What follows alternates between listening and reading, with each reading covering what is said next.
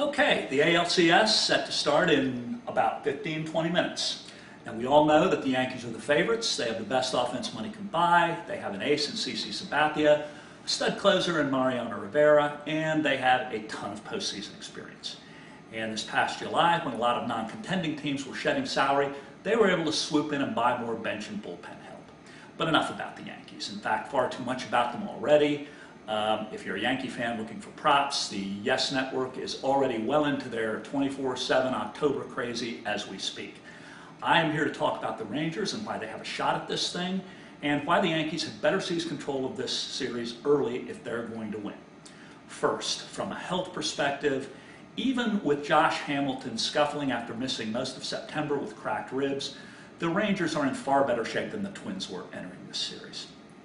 And to that end, Cliff Lee, the time that he was able to miss in early September and the few days he had off later in the month have clearly benefited him. He was at his best against the Rays, and he is obviously on a roll again. Now, he doesn't get to pitch again until Game 3 in New York, but if somehow the Rangers can extend this to 7 games, he'll go again in Texas, and all bets are off at that point. Now, keep in mind that Lee in his last 5 outings against the Yankees, which include 2 World Series games while he was a Philly last year, has 4 wins and a 2.97 ERA. Which brings us to the third and most critical point of this series. To win 4 games, the Rangers are going to have to get a couple of solid outings from Colby Lewis and C.J. Wilson. Both of these guys pitch good against the Rays, but they're not facing the Rays anymore. And particularly Lewis, who allowed 4 walks in the last 2 innings of his outing, but was able to wriggle free without giving up a run, that's not going to happen against the Yankees. Now, Lewis for the year only gave up 3 walks per 9 innings, and against the Yankees, he actually beat them twice while recording a terrific 18-4 strikeout walk ratio in 23 innings. And that's the Colby Lewis that the Rangers are going to have show up on Saturday. And finally, with respect to the offense, right-handed hitters Ian Kinsler and Nelson Cruz are hot. They each picked up 8 hits and 3 home runs against the Rays. They ripped lefty David Price, and they're going to get to face 2 more lefties at least 3 or 4 times in this series in Sabathia and Andy Pettitte. And this actually might be a good thing for the Ranger offense. Now, I still see the Yankees taking this. I see them beating Wilson and Lewis a couple of times. I see them winning what looks like a very ugly matchup between Tommy Hunter and A.J. Burnett in Yankee Stadium. And I see their offense getting to a good but very inexperienced Ranger bullpen, winning a few games late, and taking this thing in 6 games. But if it goes 7, God help them.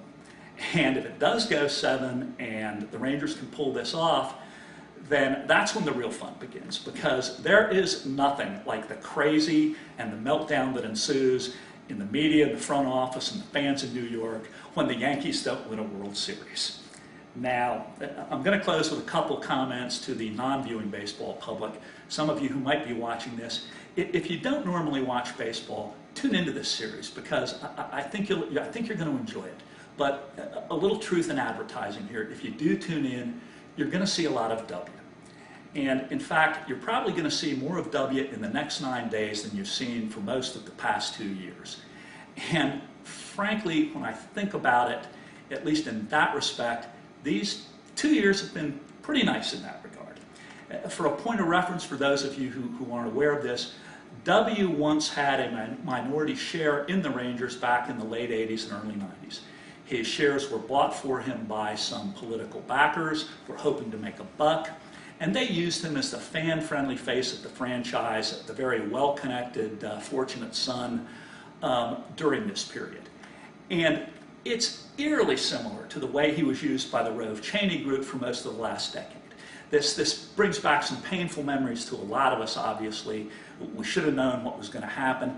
It's not like the guy didn't already have a track record of being a tool. Anyway, he's going to be front and center. He's going to be sitting next to the Ranger dugout, Nolan Ryan. And when the series shifts back to New York, you might even see him with Rudy Giuliani there. And if that happens, Yankee fans, here's the deal. You extend to them the typical appropriate New York City welcome for the worldwide TV audience, and you have me at hello. you have a fan for not, well, okay, for the rest of the series, because let's face it, there are some bonds that are more important than baseball here. And with that, just that last warning for those of you whose blood still boils like mine does when you see them, hide your kids, hide your wife indeed. W is back, and I am